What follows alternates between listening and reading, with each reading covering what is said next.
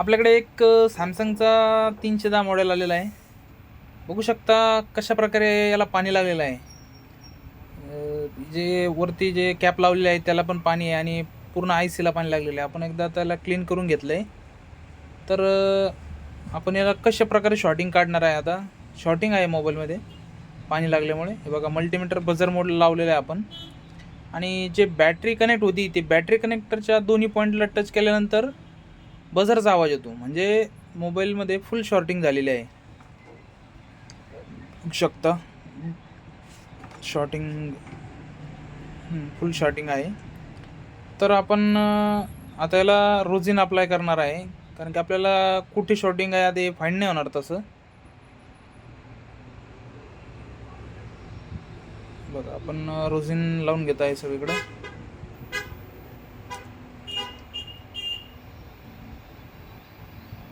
आणि आपल्याकडे shorting killer आहे.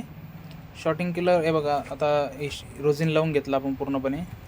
तर शॉर्टिंग किलर प्लस पॉईंटला रेड आणि जो ब्लॅक आहे तो ग्राउंड करायचा कुठे पण. हे बघा, हे कॅप कसं शॉर्ट होतं आहे. शॉर्ट असल्यामुळं पूर्णपणे जळून गेलं ते. हे बघा बघा कसा धूर निघतो त्यातून.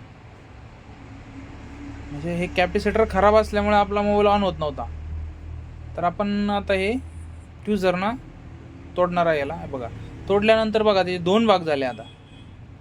तर आपण त्याला आता शोल्डर गनच्या मदतीने काढून घेऊ राहिलेला भाग त्याचा, जेणेकरून आपला मोबाईल ऑन होईल. बघा, पाणीच खूप लागलेलं आहे मोबाईलला. पूर्ण आसपासचे कॅपॅसिटर एक साईड मेल्ट झालेले, असे खराब झालेले. बघा, कॅपॅसिटर काढून घेतलं, ब्रशने साफ करून घेऊ आपण. आणि मोबाईलला बॅटरी लावून बघू मोबाईल ऑन होतं आहे का. पहिला मोबाईल ऑन पण होत नव्हता डेड असल्यामुळे. बघा, आता मोबाईल आपला परफेक्टली ऑन झालेला आहे. सॅमसंग नाव आलेलं आहे त्याच्यावरती. बघा, आता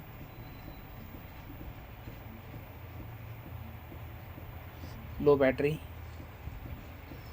झाला, मोबाईल पूर्णपणे ऑन झाला आहे आपला. तर कस्टमरने मोबाईल चार्जिंगला लागत नाही म्हणून आणला होता.